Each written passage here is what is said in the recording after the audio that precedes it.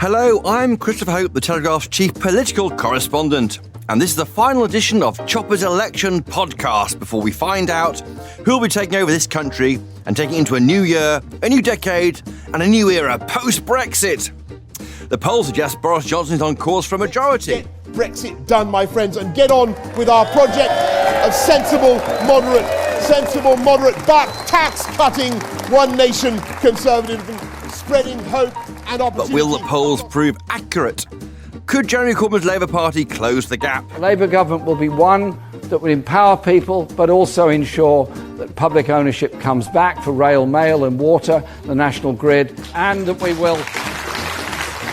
And will Jo Swinson's Liberal Democrats galvanise enough of the Remain vote to find themselves in a position of power? The biggest, strongest party of Remain is the Liberal Democrat, and if people want to stop Brexit, if they want to remain, they need to vote Liberal Democrat to do that. And after a wave of defections, will Nigel Farage's Brexit party end up with any seats at all? I'm also convinced that in our strongest seats, we're going to get some over the line, and then perhaps we can get Mr Johnson, if he wins a majority, which looks still very likely, to make some serious amendments to that political declaration. So today on the podcast, I'm joined by three of my brilliant Telegraph colleagues. Camilla Tominey, our assistant editor, or should I say Mystic Millie, as she's been known to forecast the unforecastable in Brexit. And Camilla will be telling me where and how the Tory party stands ahead of polling day. Hello, Camilla. Hello. Plus, I'm joined by our correspondents in the lobby, Harry Yorke, who'll be telling me about Labour's position. Hi, Harry. Hello. And Danny Sheridan, who'll tell me all about things Liberal Democrat. Now, in front of you, Harry, you have a piece of paper. I'm going to ask you to not look at your neighbour and write down what you think the result of Thursday will be. And then seal it and give it to me, and we'll open it at the end of our conversation. Thank you, Camilla. Thank you. Right, thank you very much. I've got these written down, forecast for the election. I'll put them into a sealed envelope and we'll reveal them at the end of the podcast when we'll tell listeners how we think the election might end up on Friday morning. Camilla, since you're covering the governing party, we'll start with you. Looking solely at the Tory party, how can they win on Thursday? I think they probably can win, but I think that they can win by a slim majority and not some thumping landslide. And I think that what the Brexit party does next could be crucial to how much they win by. And what must they do now over the next 48 hours, the Conservative Party? Not drop the ball, not have a calamity, and perhaps hope that more Brexit Party wannabe MPs like Rees-Wilkes up in Lincoln, who stand down so that they have more of a chance of smashing into that so-called Labour red wall. We'll come on to the idea of cocking up and Dreadful Monday, as it's being dubbed, in a minute. Harry Yorke, how can Labour win Thursday's election? Well, I think, Chris, if you look at the last few days and what Labour's been focusing on, the key thing for them is the NHS. They're desperate, and they have been throughout the last 3 weeks, to get away from Brexit. So they have been focusing very heavily on the NHS, and you've had quite damaging stories on the front page of the Daily Mirror, and it's been covered in the broadcasters have covered it as well. These pictures of young children and the treatment they've received on the floor in of hospital. hospital. Yeah, and that is damaging for the Conservatives. How damaging, we don't quite know. We haven't really seen any polling showing major changes, but that is the focus, and it is looking like it is cutting through to an extent, because the only polling we have seen is polling showing that the NHS has risen back up to parity with Brexit in terms of the electorate. So the way they win on Thursday, Harry Yorke, is by banging the NHS drum all the time. They tried NHS. Brexit last Friday and the Tories lapped it up, so it's all about the NHS. Yes, the NHS is key. It's health issues. That's where they feel their vote is strongest. Now, Danielle Sheridan, the Liberal Democrats can technically win the election. They are standing in all the seats in the country, aren't they? That's correct. Jo Swinson started the campaign forecasting 100 seats, 200 seats, and now it's been slightly limited there by the polling. How can they win on Thursday? How can Jo Swinson become Prime Minister on Friday morning? Well, she would need to win more than 300 seats, and that is impossible. It's possible, isn't it? What can they be doing now to win the election? It's a hopeless state of affairs for the Lib Dems. I mean, even Jo has come out and said, I cannot be Prime Minister after declaring herself as a candidate for Prime Minister. So the fact that she's now reeling back on what she began the election saying doesn't look good for the party. You're right, it's not technically impossible, but it's highly unlikely. I mean, the recent YouGov poll put them at winning 13 seats. that's a long way off. Yeah. Or they're staying where they were in 2017 because they swelled numbers with defections, didn't they? And they're going to, it's been predicted that those who defected the party won't retain their seats. So it's a bit of a sorry state of affairs for the Lib Dem party. Camilla, Tominey, looking back then over the past 4 or 5 weeks, what have the Tories done well on? I mean, they've done better on social media for a start, haven't they? Oh, much better. If you think back to 2017, they didn't seem to have any digital strategy at all, whereas I feel that Twitter and Facebook has been bombarded, some might argue too much, by constant viral videos of, well, in the latest case, Boris Johnson knocking on the door in the vein of Love Actually. And all publicity on that score is good publicity, one would have thought. Equally, I think they have hammered home the Get Brexit Done message.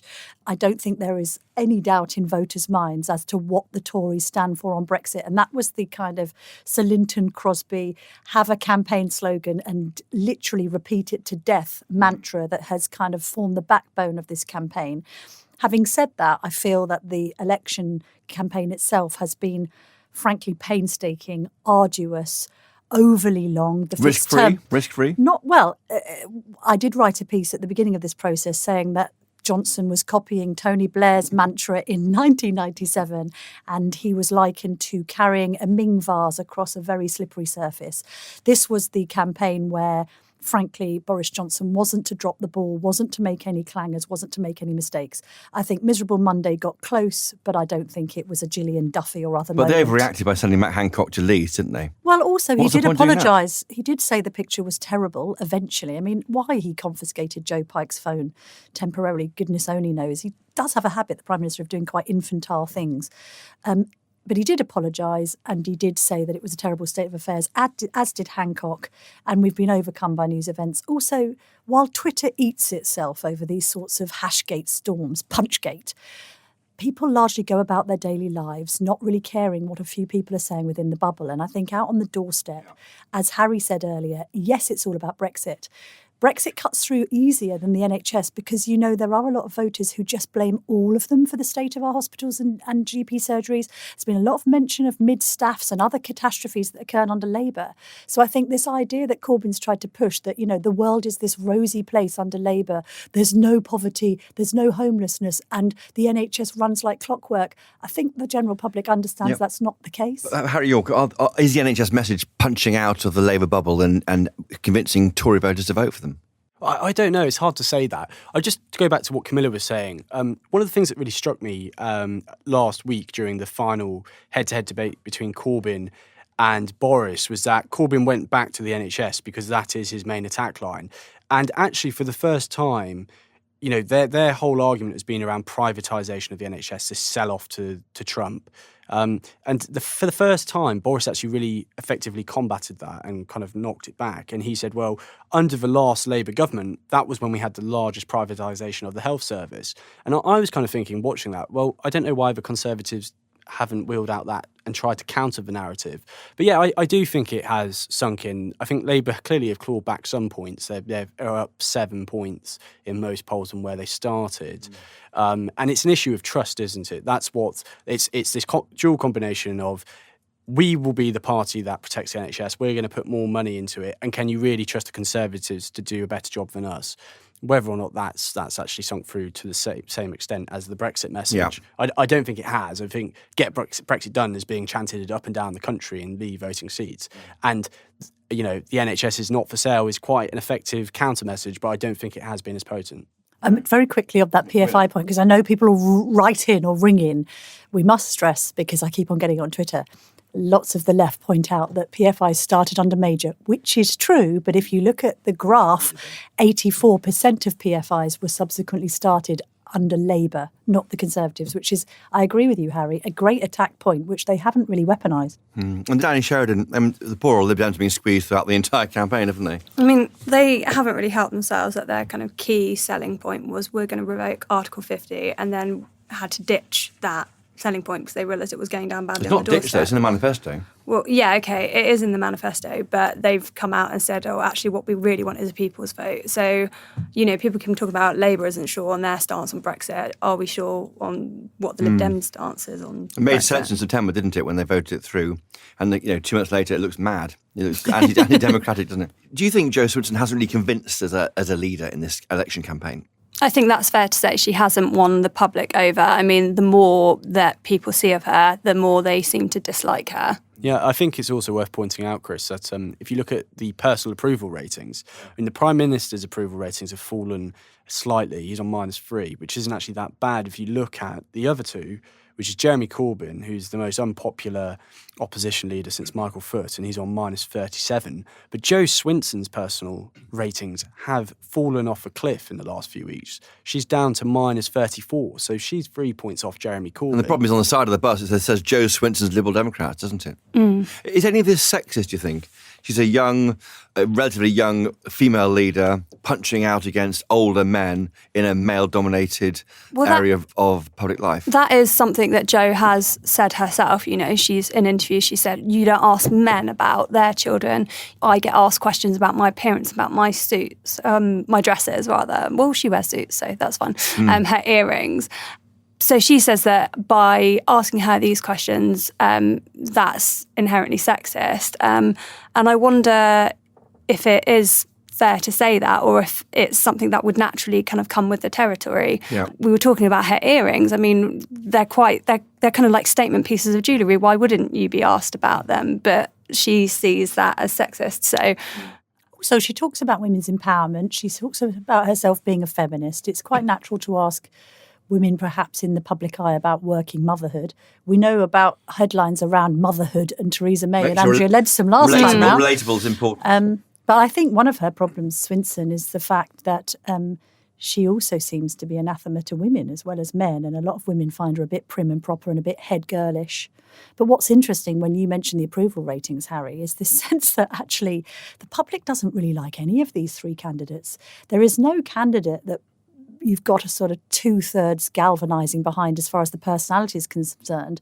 They're all relatively, disliked. to use the figure, they're all Marmite figures, aren't they? Yeah. And if I can just go back as well, the other thing you just mentioned, Theresa May, you know, Jo can complain about sexism, but I think she's reaching for that because she's trying to justify in her head why she's doing so badly. And I just point out, Theresa May, we talked about the Andrea Leadsom issue, but actually Theresa May played up those things. You know, her kitten heels were a massive asset. Everyone loved those kitten heels, but, you know... Did you like those kitten heels? Well, you know, I'm not commenting personally, but, you know, what I'm saying is she used that to her advantage. And I suppose all three campaigns have focused on the leaders, haven't they? I mean, but haven't seen much, have we, of the supporting group behind Boris Johnson, have we? And Jacob Rees-Mogg. Well, where is Jacob? The lesser-spotted Jacob Rees-Mogg, last seen somewhere in the wilds of North Somerset. They're focused really entirely on Boris Johnson. Send in David Attenborough to find him and we'll have a documentary on him. Yes, indeed. They haven't put that many people front and centre, have they? Michael Gove has been a good support man, as has Sajid Javid. Lesser-known Tories are now coming to the fore, like Robert Jenrick, the Housing Secretary. And Rob Buckland. Oh, and also Rishi Sunak has had a good campaign. But they've very much kept it to a very trusted, tight-knit group. I think Matt Hancock, of course, helping out on the NHS front because they simply don't want to make any mistakes. And that Grenfell incident involving Rees-Mogg, you know, it was lucky that happened at the beginning of the campaign and not, for instance, this week. Yes. What's your take, Harry? It's mainly about Corbyn, is it? It is. I've seen more of a team around Corbyn on media. Yes. I mean, look, John McDonnell is out and about all the time. But John McDonnell was seen in Westminster as a very effective political communicator. Yes. He gets his message across. And unlike Jeremy, who is very timid and I'd say cautious in front of the media, he views us with a lot of caution. John McDonnell loves the media. He loves courting the newspapers and he will take questions. If you watch any press conference that John McDonnell does, he will take one question after another till there's no more questions. Jeremy Corbyn, he tries to shield himself. So John is seen as a big media asset for them. But interestingly, two of the most prominent people on the Labour front bench have not been seen at all in this election. We talk about the lesser spotted Rees-Mogg, but there's also, you know, the lesser spotted Keir Starmer and Emily Thornberry. And these are the two. And Diane Abbott. Yes. Diane Abbott, to an extent, she's done a bit. But the point is, the reason why they've been put into, as some people joke, they've been put in Seamus Milne's dungeon. And the reason why that is, quite simply, is because they are seen as liberal, London-based Remainers. And at a time when the party is desperately trying to cling on in the North and the Midlands, they are seen as the worst possible people to be out there campaigning. And actually, the one rare glimpse we saw of Keir Starmer was last Friday when Labour were trying to disseminate this document on Northern Ireland, accusing the Conservatives of lying about the impact. And a lot of it was overshadowed simply by a journalist asking Sir Keir, do you think that you would campaign for your own Brexit deal? And he still couldn't bring himself to say it. And that is a real weakness for the Labour Party. So that's why there is that small group, because a lot of them can't be trusted to stay on message. It has struck me that this election has been fought almost entirely on people's phones or the TV and radio. If you turned off your phone and didn't pay attention to the media, you wouldn't know there's an election on. There's very few signboards outside. Have you seen many signboards around the country? Not many. The Lib Dems are always quite big on signboards. They've always been big on signs. But not many otherwise. Not many Tory signs, largely because momentum activists seem to have a habit of tearing them down. Yeah. Yes. In terms of the TV debates, how have they impacted, you think, Camilla? Well, it's interesting because we were discussing yesterday the video of PhoneGate having had more views on social media than the debate on the Friday night. Some of the timings of these debates, I wonder who's watching them at 8:30 on a Friday night. Having said that, I'm sure we've all returned home to mothers, the fathers, brothers, lovers or whatever with the telly on, switched to these things. So I think they get a bit of traction. I think all of the parties are really interested in the snatch sound bites that come out of these things, which then play on the main news. But of course... And on social media as well, yes, they tweet and them. social media, and what people are reading and absorbing. I suppose it all depends on, a little bit like when people voted in the referendum, how many people are actually going to be changing their mind. Ordinarily, before an election, it doesn't really matter what anyone says or does. People know what they're voting for. Having said that, our last Savanta Comres poll suggested that 1 in 5 were still undecided, and we're getting more polling in this week. So it'll be interesting to see whether you've still got that level of indecision going into the polling booth. Harry Yorke, I was struck by how Jeremy Corbyn on Friday didn't really go after Boris Johnson, didn't even try and say to him, attack him on his personal issues or at all. And in a way, Johnson didn't go after Corbyn either on his issue of character. No, it was a bit of a weird format, wasn't it? It was it was set up, and actually I thought Nick Robertson did a good job of chairing it. It was set up much better than the ITV debate, and it was set up to allow debate to flow, but neither of them seemed to take the bait. And they both seemed very determined to just get their slogans out there. Well, I'm surprised by Boris Johnson because he spent his career, he prides himself on being, a great orator and being able to debate and stand up. Corbyn, not so much. He's always had a tough time at Prime Minister's Do you think questions. Corbyn wants to be Prime Minister? Yes, I do. I don't know whether he wants to be a Prime Minister of 2 terms. I think he wants to begin the project, the Corbyn project, which has been set in motion over the last 3 or 4 years, and he wants to get the machinery moving in government. I do. I think there is a lot of reports, obviously, about him feeling fatigued and tired, and he inevitably, the amount of criticism that he faces, a lot of it, arguably is justified about his, past experiences as a backbench MP. That inevitably probably has had quite a bad impact, and sometimes he probably has felt like throwing in the towel. And indeed, there's a lot of reports that he has. But I do think he wants to get the ball rolling, and then maybe allow a younger person of his type of politics to step in once the party is in power. And Danny, do you think Jo Swinson has been hampered by not getting into these two-headed debates? In a way that Nick Clegg was part of the three ways, wasn't he, in 2010, did well on social media and then bombed in the election on the actual polling day. No, I think even if she'd been involved in the election, she probably wouldn't have done that well because we've seen just from the outset how she's gone back and forth on what she's pledged. She was going to revoke Article 50, now it's a people's vote. She was going to be our next Prime Minister, now she's not. So I don't see how she would do particularly well going up against Corbyn and Johnson. And in any case, when we've seen her on panels, she's never come out that strongly. So I don't really think it would have done her any favours by being invited into a conversation with the two leaders. She's had to be really apologetic the whole time, hasn't she?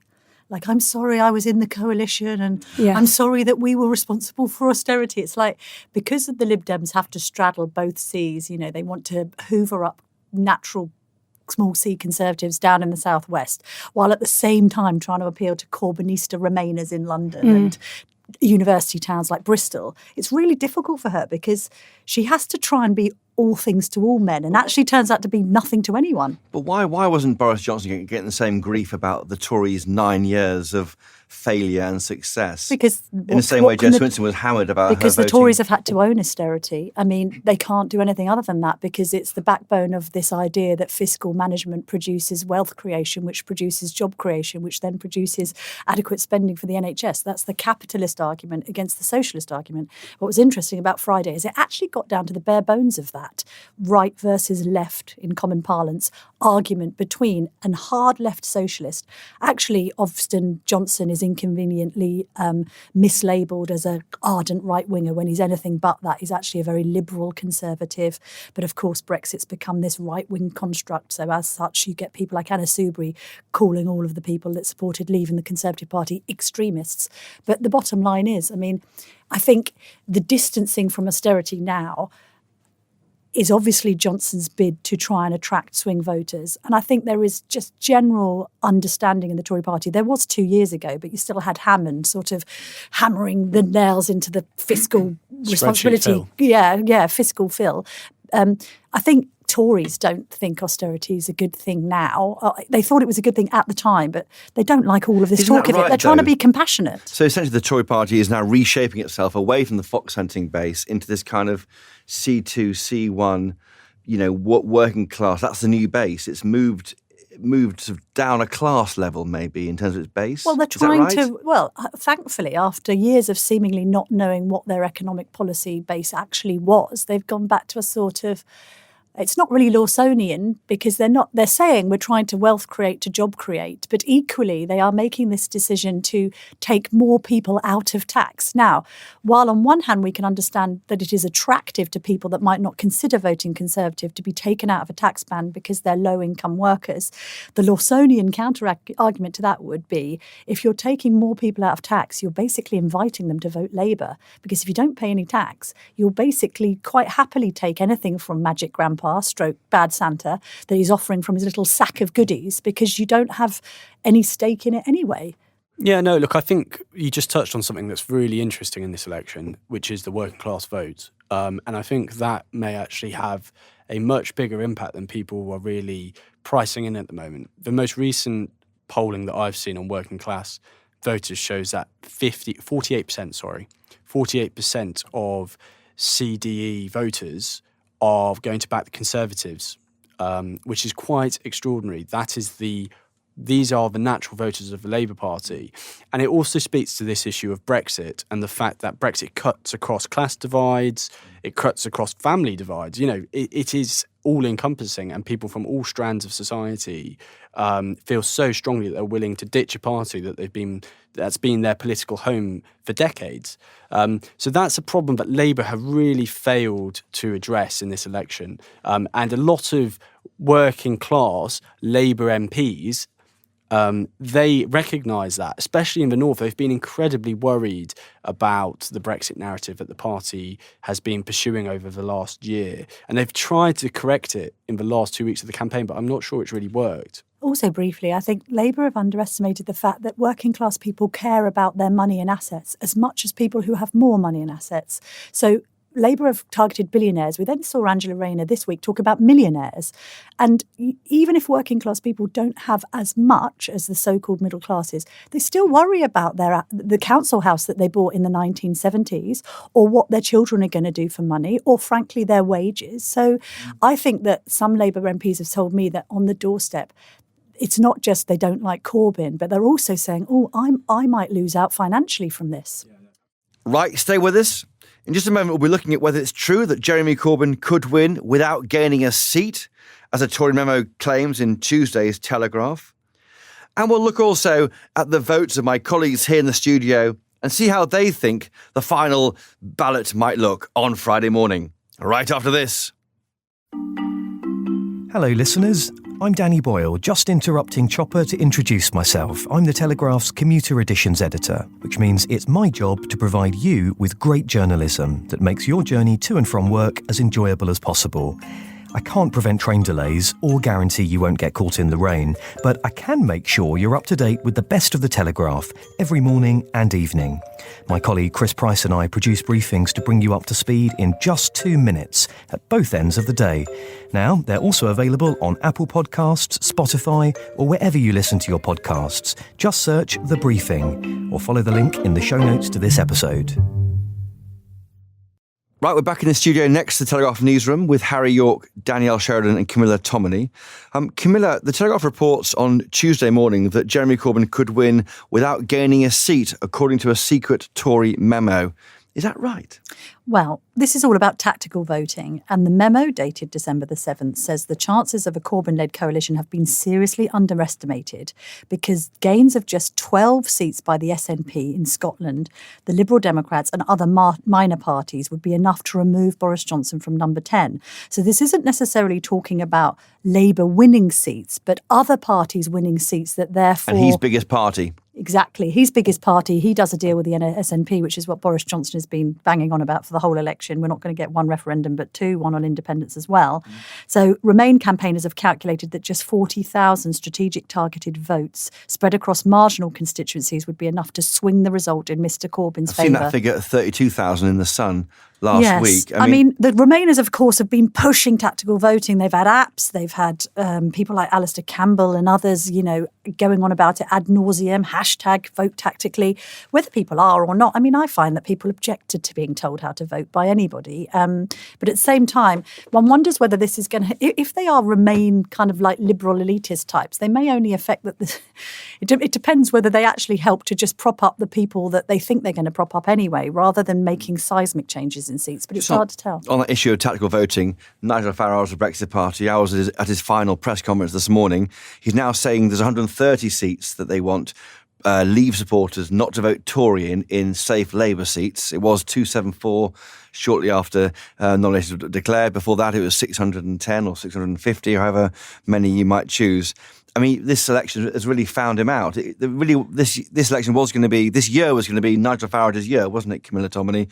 And then he's kind of imploded during the campaign. I interviewed an Jacob Rees-Mogg last week, and she said that Farage is in danger of going from hero to zero over this. And I can't say I disagree. If we end up with a hung parliament because the Brexit Party have split the Leave vote in a number of Labour Leave constituencies, there is only one man that's going to be blamed for it, and that's Nigel Farage. He says that won't happen. He contends that in 2015, the UKIP standing actually helped the Tories win a majority. He thinks that the London media elite, as he calls us, get this wrong. Well, maybe, but I think he has made a personally poor political calculation. First of all, he didn't stand as an MP himself, which I think lowered him in the estimation of quite a lot of Leave voters. And second of all, at the end of the day, he has put party before country here, despite describing himself as a man of the people. And he's also squandered his opportunity to claim victory for Brexit if it is delivered under Boris Johnson. Well, having said that, the Tories are to blame because there was a deal to be struck here, quite obviously. And because of Dominic Cummings' visceral hatred of Farage and everything he stands for, that opportunity has been squandered. Yeah, Harry Yorke. If I could just to add to what Camilla was saying, whatever Nigel Farage wants to tell journalists at press conferences, the real issue here is that if you speak to anyone on the ground, or be it Labour or Tory, what they will tell you is that for every voter that goes from Labour to the Brexit Party, there are 2 Tory voters that go to the Brexit Party as well. So it's 2 to 1. And in fact, when the Brexit Party... Is that true, though? That is what they say on the ground. I mean... In which seats? I mean, Farage will contend that's not the case in Labour seats. You can say that... all you can have is anecdotal evidence of what people are hearing on the doorstep, Chris. And the point is that when this was first announced, when the Brexit Party first announced that they were going to stand in hundreds of seats, I was speaking to Labour shadow cabinet ministers who were doing cartwheels because they said, this is great, this is going to save our bacon in the north, the northwest and the northeast. So, he does have questions to answer and he can protest as much as he likes. But the point is, as Camilla was saying, if there is a hung parliament, he will be to blame. And Camilla Tominey, Nigel Farage talking about a new party called the Reform Party. He's put in an application already to the Electoral Commission to register his third party in 4 years, which he'll be running. What does that say about him? He's a bit of a gadfly, isn't he? It's funny because you hear party insiders say that he's very tired and he didn't want to get dragged back into politics, and then he had to because, Brexit was in peril.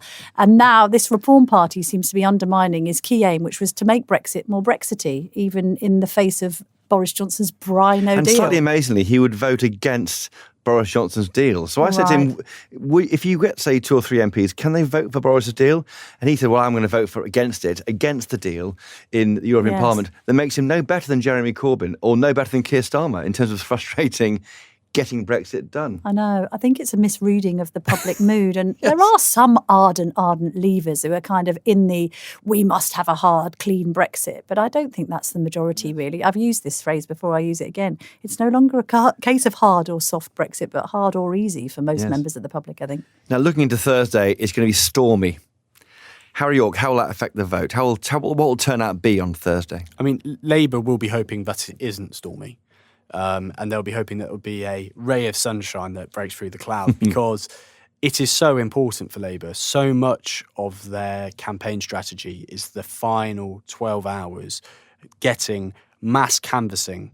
So you have all these Momentum activists that are being shipped in from all around the country. They get shipped in, and in fact, Momentum are offering to put coaches on to the key seats, because a lot of their vote are people who may, I don't want to say this unfairly, but may stay at home otherwise. So they get the vote out, and actually Labour have got a very, very good operation on polling day. And if it's chucking it down, if it's snowing, if it's thunder and lightning, that really does affect their turnout. And that has always been the case. Labour have always said, if we have bad weather, it will decide whether or not we win or lose. But won't it affect all parties? I mean, Camilla, Tominey, the more aged grassroots support base, the Tories, don't like getting out in the rain as much as Momentum supporters. Well, I don't know, because a lot of Tories do postal votes and they've already sent them in. Got big who are cars. Older. And also, they're the kind of like Theresa May-esque, I'm going to put on an anorak and walk 5 miles to a polling station types. A cagoule. Well, Lib Dems are probably Dems the are same, cagoules. actually. I think it's actually 2 miles to every polling station. They're Is all it? All right. spread out across the country. I was literally Without being an throwing anorak about that distance. one. Oh my God, there's more anoraks in this room than I'd counted. Surely, as you said, this is something that all the parties have in common, is that they really want everyone to turn out and they don't want the weather to affect people and have them staying at home. So I think one thing that they'll all be saying on Thursday is please get out and vote, regardless of And we the say weather. that too on this podcast. Please get out and vote. It's important to vote. What's amazing, of course, is the turnout figure. Say it's 50% or 60%. That's only 60% of those who have registered to vote in the first place. There's a whole 1/3 of the population of adults who don't even register to vote. Although, as you know, Chris, millions of people didn't vote to stay in their beloved EU, even though it's always suggested it was That a is correct, 52-48 Camilla Tominey. split. Now, for those of you still awake, right at the beginning of this podcast, I asked my colleagues here in the Telegraph studio to forecast their result for Thursday's election. And the results are in. Let's see what they say. Well, Danny Sheridan, you're giving him a Tory majority of 10. OK. Harry Yorke, a Tory majority also of 11. Camilla Tominey, another Conservative majority of 18. Well, I suppose we do work for the Telegraph. And I'm afraid I went long and I gave a 30-seat majority for the Conservative Party. 30? Well, I think That's ambitious. That is ambitious, I Chris. think this red wall is crumbling. I tell you what, the in red wall Midlands. is destroyed in your own mind. Wow. So we all think the Tories are going to win. I mean, but, if Danielle's right, 10 is barely enough, isn't it, to get... But, I mean, Brexit might happen then just about. And then, of course, MPs start dying, defecting, and soon that majority is gone within 2 years. I mean, I was out with Zach Goldsmith yesterday, who's the MP, The candidate. for Richmond Park and North Kingston.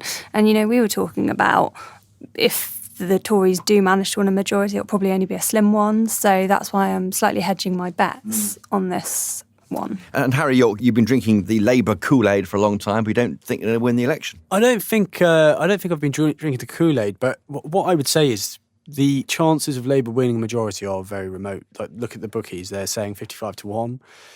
So Worth a punt, isn't it? Those odds. Yeah, I mean, if you've got a spare five, are going. But the point is that a 10, 11 seat majority for the Conservatives is not what was being predicted at the beginning of this election.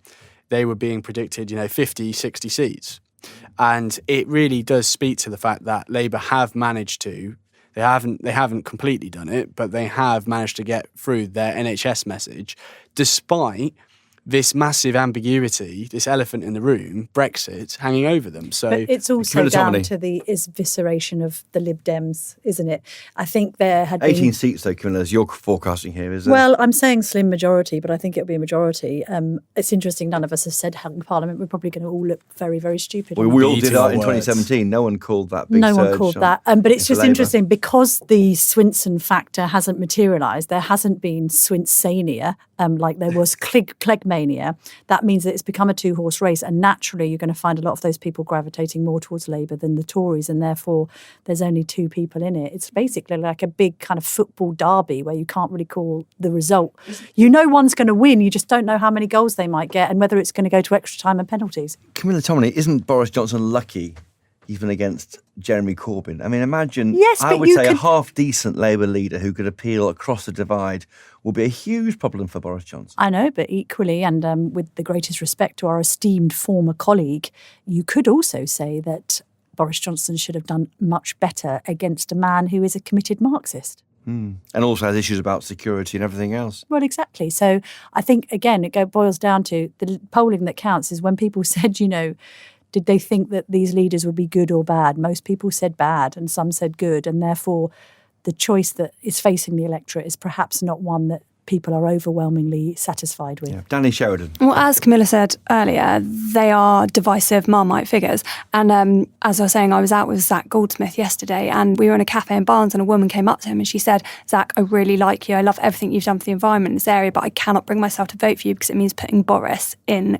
government, in power. So, I mean, there is so much about looking at who the ultimate leader is going to be and people feeling that they can't vote for them because they just don't like them enough. Chris, as well, just before we go, we can't ignore the story of the day, which is Jonathan Ashworth, the Shadow Health Secretary. I mean, we talked about, you asked me why I don't believe that Labour will win a majority. Well, it turns out today that the Shadow Health Secretary doesn't believe it either. And he reflects everything we've been discussing in its leaked recording that's come out today. He says the problem that we've got is that in the North and the Midlands, our heartlands, people can't stand Jeremy Corbyn and they think we're blocking Brexit. And I think that now he says he's joking, but I think that encapsulates this campaign for Labour. They've done a good job on getting their NHS message home, but on Brexit, they just haven't cut the mustard. And do you think, you guys, that whoever loses, their leader will resign on Friday? Camilla Tominey, if the Tories lose, is he off? I don't think Boris Johnson's got any intention of resigning, no. No. Jo Swinson? She said, I've only been in the role 4 months, I'm not going anywhere, but I'd be surprised. Yeah, and Jeremy Corbyn. Jeremy Corbyn is a fascinating situation. If Jeremy Corbyn ends up in a hung parliament, I wouldn't want to bet on him resigning. If the Tories win decisively, he might have a couple of days, but I imagine he will go on Friday. But what is so fascinating is what happens then, because then you really will have, if there's a damaging defeat, you will have a massive battle for the soul of the Labour Party. And this battle that played out in 2016 when Corbyn was ousted in a confidence challenge, you will have that playing, but with even greater intensity, because the Blairites in the party, the moderates, will not want a similar character being elected to follow in Jeremy Corbyn's footsteps. Harry Yorke, Camilla Tominey and Danielle Sheridan, thank you for joining us on this week's Choppers Election podcast, the last one before the election. Thanks to my producers, Theo Ludis and Elliot Lampitt. Thank you, as always, to you for taking the time to listen to this podcast. Subscribe to be the first to hear our next episodes. And if you're enjoying the show, please leave us a review on Apple Podcasts. It really helps other people find this show. If you want to get in touch, please tweet us at Brexit Broadcast or email us choppersbrexitpodcast@telegraph.co.uk. And as always, you can get 30 days free access to the Telegraph online.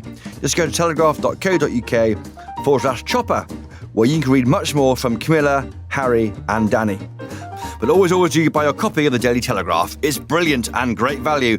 Until next time, cheerio!